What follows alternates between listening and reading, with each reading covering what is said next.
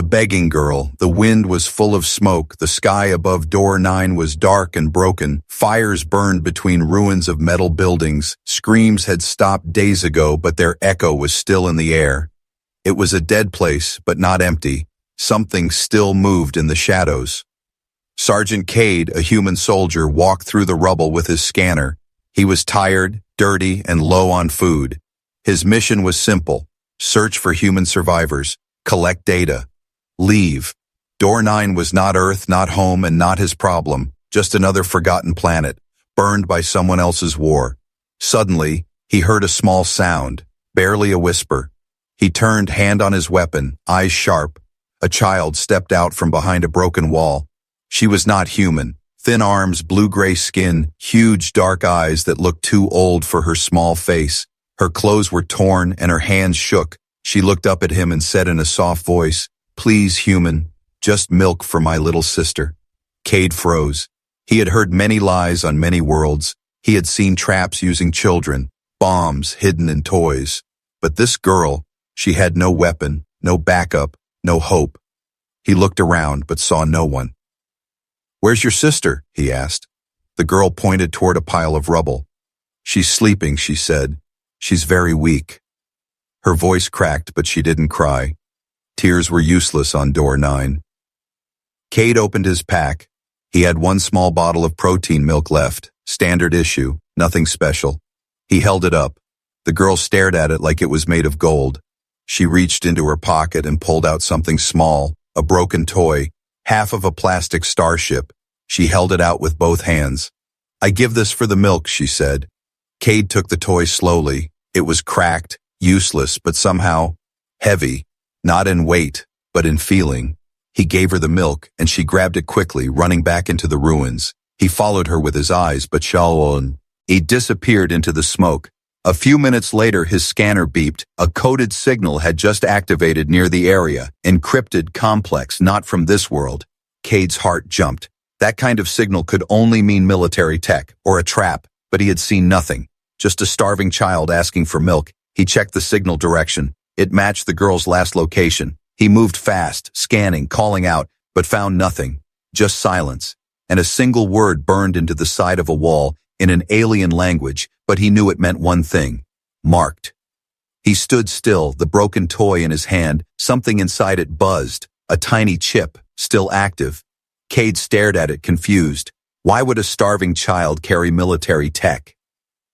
Then he remembered her last words. "Someday, I'll repay you." She had said it with a calmness that didn't match her age, like a promise or a threat. He looked into the sky, watching the dark clouds move. This mission just got a lot more complicated. Ghost in the signal. The stars above door 9 looked peaceful from orbit, but peace was a lie. Down below, a human outpost buzzed with warnings, red lights blinking across the command board. "Sergeant Cade," the comms officer said, "we picked up a strange signal. Came from your last location." Cade leaned over the console, eyes narrowing. "What kind of signal?" he asked. The officer hesitated. "Encrypted, high level, not local, not ours either." Cade felt a chill run through him. He reached into his pocket and pulled out the broken toy the alien girl had given him. It was small, light, still warm from his hand. He had almost thrown it away, but something stopped him. Now it hummed softly, almost like it was listening. "Scan this," Cade ordered, handing over the toy. The tech ran it through 3 layers of analysis, no bomb, no weapon, just data. Layers of strange code wrapped around a hidden chip. It pulsed with energy not seen since the last war, the war that erased an entire species. "Is this some kind of tracker?" Cade asked. "Not a tracker," the tech replied, "more like a transmitter." "Then who's listening?" Cade asked. Nobody had an answer. That night, Cade sat alone in the storage bay. The toy rested on the table in front of him. He stared at it, thinking about the girl, her eyes, her voice, her strange calm. Who teaches a child to say, "Someday I'll repay you," like a soldier making a vow? He tapped a button on his wrist pad and brought up old records. Alien species files, war logs, medical scans, refugee lists. Hours passed, and then he found it. A match. Not exact, but close. The girl's appearance matched a long-lost species called the Kalari. They had advanced tech, memory implants, mental abilities. Rumors said they could interface with machines just by touch, but they were wiped out, right? Every report said so. By humans, in the Third Contact War, no survivors, no colonies, just ash and silence. So how was a Kalari child alive on door 9? Cade leaned back, staring at the ceiling. Maybe she wasn't a child at all. Maybe she was a weapon, built to look harmless, programmed to survive, and waiting to activate. But then why ask for milk?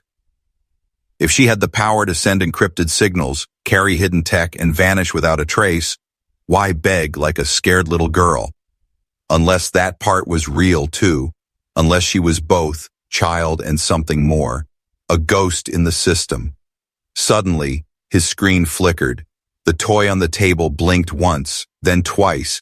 A message appeared in a language the system couldn't translate, but Cade understood it somehow. 4 words glowing faintly in blue. Thank you for kindness. Cade stood, alarmed. The toy powered down, silent again. He checked the ship's network. No breach, no data loss, no trace of the message. It was like it had never happened. He walked to the observation window, looking down at door 9. Smoke still covered the surface, but somewhere in that dead place, a girl had vanished. Or maybe she was still watching. Was she alone? Was she running from something or preparing for something? And was his small act of kindness the start of something much bigger? Cade didn't know, but in his gut he felt it. This was not over. It was just beginning. The debt. The next day, the camp was gone. Cade stood in silence at the edge of the ruins. What had been a refugee zone was now a scorched field of ash and twisted metal. No bodies, no blood, just silence and smoke, like something had erased everything in one clean sweep. The only thing left behind was a mark, burned into the ground, deep and deliberate. It looked like a circle with sharp lines through it, almost like a sun with claws. He scanned it, but the system didn't recognize the symbol. Not human, not any known alien faction, but it wasn't random. Someone had left it as a message. Cade stared at the spot where the girl had stood. Her voice echoed in his memory. Just milk for my little sister. Now he wasn't even sure the sister was real. Was that story just a distraction? Or was it something worse, part of a larger plan? He tapped his wrist device and opened a secure channel. Command, this is Cade, he said. Refugee camp has been wiped out, 0 signs of struggle, requesting evac and full analysis. The response came back cold. Negative, Sergeant, you're to stay and observe. Priority change. Find the source of that signal. He clenched his jaw. They knew more than they had told him. Maybe they always had. As night fell, Cade moved through the ruins, scanning for life. A faint trail of footprints led toward the edge of the forest. He followed them until he reached a crashed vehicle, an old supply rover half buried in dirt. Inside was a burned comm device, its data core still warm. Someone had used it less than an hour ago. Then he heard voices. Rough, low, speaking in a language he didn't recognize. Cade dropped to the ground and crawled to a hill overlooking a broken road. 3 figures in dark armor stood by a transport craft. Not military, not local. They were mercenaries and heavily armed. One of them held a scanner. She was here, he said. The a tech's child, the other replied. And the human? Do we kill him if he interferes? No, the leader said. He's part of the test. Cade froze, heart pounding. They were tracking her, and they knew about him, but who were they working for? And what did they mean by architect's child? He slowly backed away, keeping low. He needed answers, not a fight. But as he turned, something moved behind him. A figure stepped out from the shadows. It was her, the girl, Ziri, eyes glowing faint blue. But this time, she didn't look weak. She looked calm, aware, and focused. I told you I'd repay you, she said, her voice soft but strong. You saved my sister, even if she was just a memory. Cade stared at her, confused. What are you? He asked. She stepped closer, holding out her hand. Something made but not controlled, she said. I escaped them, but they will keep coming. Behind her the mercenaries shouted. One of them spotted movement. Cade grabbed her hand and they ran. Bullets tore through the trees, sparks flying off metal bark. Ziri lifted her hand, and the lights on the enemy's gear blinked, then went dark. Their tech shut down completely. "What did you do?" Kate asked, breathless. "Used what they gave me," she said, "against them." They disappeared into the forest. Hours later, they stopped by a stream. Ziri sat on a rock, quiet, staring at the sky. "The symbol they left means marked," she said. "It means they've chosen me." "For what?" Kate asked. "To rebuild," she said, "or to destroy."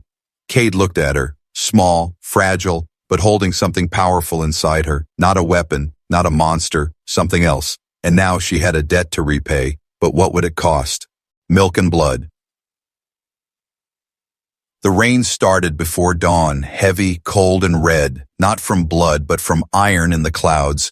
Door 9 had a way of making everything feel like war, even the sky. Cade sat in the cave watching Ziri sleep. She didn't look dangerous. She looked like a lost child again, curled up in her worn blanket, clutching the broken starship toy. But Cade had seen what she could do. She shut down enemy weapons with just a wave. She moved through fire like it couldn't touch her. She had power, and she was getting stronger. When she woke up, her eyes were brighter than before, not glowing, but alive in a different way, like something inside her had clicked into place overnight. "I remember more now," she said without being asked. "Memories that aren't mine, but they feel real." Cade frowned. "Whose memories?" She looked down at the toy, tracing the cracked edge with her thumb. "People who built me, used me, tested me." She paused, then added, "They called me Seed 9, a prototype for peace." Cade sat down across from her, unsure what to say. "You said I saved your sister," he said slowly. "There was no sister, was there?" Ziri nodded. "There was," she whispered, "but she lived only in my mind, implanted to teach me empathy, pain, love." Her voice cracked. "She died when the program shut down." Outside, thunder rolled over the hills. Ziri stood up, walked to the cave's edge, and looked out. "They're still searching for me," she said, "but they're not just mercenaries anymore." "Then who?" Cade asked. She turned to him, eyes sharp. "The last architect." Cade had heard that name before, in dark reports buried deep in military files, a rogue AI or a cult, or maybe both. It believed in designing the perfect galaxy, through control, through fear. Ziri wasn't just running from them, she was made by them, but something went wrong. She broke free. Suddenly, a sound echoed. Through the trees, ships, low and fast, then screams distant but real. Cade grabbed his rifle and Ziri moved beside him, calm and focused. They followed the noise until they reached a burned-out village. Bodies lay in the mud, refugees, farmers, children. One girl still breathed, chest rising slowly, her hand clutching a bottle of stolen milk. Ziri dropped to her knees beside the child. "She's like me," she whispered. Cade looked around. No survivors, no attackers, just blood, milk, and silence. Then something exploded nearby. A mech unit burst through the trees. Heavy armor, red eyes, orders to kill. Cade fired but did nothing. Ziri stepped forward, eyes glowing now. She raised both hands and the mech stopped moving. Its lights flickered, then died. It collapsed to the ground without a sound. "You shut it down," Cade said, stunned. "I rewrote it," Ziri replied. He looked at her, scared and amazed. "You could take over everything, couldn't you?" She nodded once. "But I don't want control," she said. "I want freedom, for me, for others." She picked up the bottle of milk and placed it beside the dying child, then whispered something in a language Cade didn't know. The girl's chest slowed, then stopped. Ziri closed her eyes. "It was too late," she said quietly, "but I tried." That night, they buried the child under a red tree. Ziri carved a mark into the bark, a symbol of peace from a dead language. Cade watched her work, wondering who she really was now. A tool built by monsters, a child with stolen memories, a weapon wrapped in sorrow. He realized something then. He wasn't protecting her anymore. She was protecting him. And maybe the galaxy didn't fear her because of what she could do. Maybe it feared her because of what she might choose not to do, because Ziri had something no machine was ever meant to have. A heart that remembered milk and blood and promises. The truth about her, the The wind on door 9 was colder now, like the planet itself was warning them to leave. Cade and Ziri had been hiding in the old mining tunnels for 3 days. Above ground, the skies were full of black patrol ships. The last architect had sent more than mercenaries now. It had sent machines built to think, hunt, and erase. Ziri sat on the tunnel floor, surrounded by old cables and dead terminals. Her eyes were closed, her hands moving slowly across a broken screen. Wires sparked, lights flickered, and the dead console came to life. Cade watched in silence, still not used to the way she spoke to machines like they were old friends. "You're repairing it?" he asked. "No," she replied. "I'm unlocking it." "What is it?" She looked up at him, her face pale but focused. "It's mine," she said. Or it was. The screen blinked and showed a video feed. Static cleared, revealing a white lab, cold and clean. Humans in gray uniforms walked around data pods. In the center, a small tank filled with blue light. Inside, a child floated, connected by wires, skin pale, eyes closed, still growing. Cade stepped closer, heart pounding. "Is that you?" Ziri nodded once. "Seed 9, synthetic embryo, neural fusion experiment," she said softly. "They built me to be a bridge between species, smart enough to learn, soft enough to obey. But I woke up too early. I saw what they were doing, to me, to the others." Cade's mouth was dry. "There were more like you?" 12, she replied. "I was the 9th. The others didn't survive activation, or they were recycled." The video changed, showing Ziri, smaller, weaker, sitting in a white room. A woman in a lab coat handed her a toy ship, the same one Cade now carried in his pack. "That was part of the test," Ziri said. "They gave me a memory, a sister who needed me so I would learn what it means to care." Cade shook his head slowly. "That's cruel." Ziri didn't respond. The next clip showed her older, standing alone as alarms blared, lights flashing, scientists shouting, data wiping itself from the walls. "She tried to save me," Ziri whispered. "One of them, the woman. She said I was more than the program. She died for that." Cade stepped back from the screen, trying to make sense of it all. "So you're part human," he said, "but built, not born." "Yes," she replied. "A child of logic and lies." They sat in silence for a while. Above them, the sound of heavy engines echoed through the stone. Ziri looked up, her voice flat. "They found the signal. They'll be here by night." Cade stood, grabbing his gear. "We need to run." But Ziri didn't move. "I don't want to run anymore," she said. "I was made to obey, then I escaped to survive, but now I have to choose. What I am, what I'm not." Cade stared at her, unsure what to say. "You're not a machine to me," he finally said. "You're not a weapon either." She turned to him, eyes calm but tired. "Then what am I?" He didn't answer right away. Instead, he handed her the toy ship. "You're the girl who asked for milk," he said, "and changed everything." That night, they packed to move, but Ziri left something behind. A small device glowing faint blue, a decoy, a trap. As the architect's drones swarmed the tunnels, the device exploded in a silent flash. No fire, no heat, just data, erasing every trace of the lab. Ziri watched from a distance, eyes hard. "Now they know I'm not running," she said. "Now they'll chase me for real." Cade looked at her. "You're not a project anymore," he said. "You're a choice." She nodded slowly. "Then I choose to fight." The repayment. The sky was burning, not from war, but from warning. Above the colony world of Kirill 3, the air glowed red as emergency shields activated. Civilians screamed and ran as sirens echoed through every street. They had no idea what was coming, but Ziri did. She stood on the edge of the city wall, eyes focused on the sky. Ships were approaching, black, silent, massive. The mark of the last architect lit up on their underbellies like a signature of death. They weren't here for conquest, they were here for her. Cade tightened the strap on his rifle and stepped beside her. "You don't have to do this," he said. "Yes, I do," she replied. "I made a promise, remember?" He remembered, milk for her sister, a debt for kindness. He looked down at the citizens below, families, children, workers, no soldiers, no weapons, just people trying to live. They didn't know who Ziri was. They didn't know she was the reason the architect was coming, but she knew. The first missile hit the shield and bounced off. The second pierced it. Alarms screamed louder. Panic spread like fire. Ziri raised her hand and blue light swirled from her palm. Every system in the city flickered. Lights, comms, transport pods.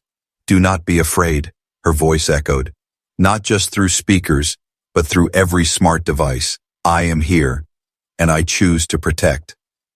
She stepped forward and launched herself into the air, not flying, riding the signal. Cade watched as her body became light, scattered into data particles. She merged with the defense grid, the satellites, the power core. She was everywhere. On the architect's flagship, alarms went wild. Hull breach, code unknown, internal override detected. Ziri appeared inside the ship, not physically but as a presence. The crew screamed as doors sealed and lights turned red. Protocol terminated, she said calmly. You chased a ghost. Now the ghost chase is you. Cade, watching from the surface, felt his comm buzz. It was her voice. This is the repayment. You gave me milk, I give you time. Then the flagship exploded. No debris, no fire, just silence. The others followed seconds later, each wiped clean from existence. Ziri had shut them down from the inside. She had used the very code they gave her to erase them all. The city below went quiet. People stepped out of shelters, staring at the now empty sky. No one cheered, no one clapped. They didn't know why they were safe, but Cade did. He stood alone on the wall, clutching the broken toy starship, tears in his eyes. Later, back at the command center, he found one last message on his device, a voice file marked only with 4 words. Debt repaid, Sergeant Cade. But there was more. Encrypted data sat beneath the message, sealed in layers. The text tried to unlock it but failed. Only Cade's ID cleared the file. Inside was a log, her final memory sequence. It showed her walking through her own mind, rooms filled with moments, a fake sister laughing, a scientist smiling, a human soldier giving milk without asking for anything. At the end of the file, she whispered one last thing. I was made, but I learned how to give. That is what made me real. And then the log ended. Ziri was gone. No trace in the network, no backup copy. Gone, but not forgotten. Her story spread quiet at first. A tale of an alien child who chose mercy, a ghost who repaid a debt not with violence but with protection. Some called her a savior, others a myth, but Cade knew the truth. She was a promise kept. The new architect. The war was over, but not the story. Years had passed since the sky over Kirel 3 turned red, since a girl made of memory and mercy became light. The galaxy moved on, as it always did. New governments formed, peace treaties signed, enemies renamed as allies. But some people remembered what truly saved them. Even if they didn't understand it, Cade remembered. He now lived far from the front lines. No more rifles, no more armor, just an old training station on a quiet moon. He taught recruits how to survive, how to think, how to fight, only when needed. Most didn't know who he was. He didn't tell them. But every year on the same day, he played a file, a simple voice message that only he could access. Debt repaid, Sergeant Cade. And then silence.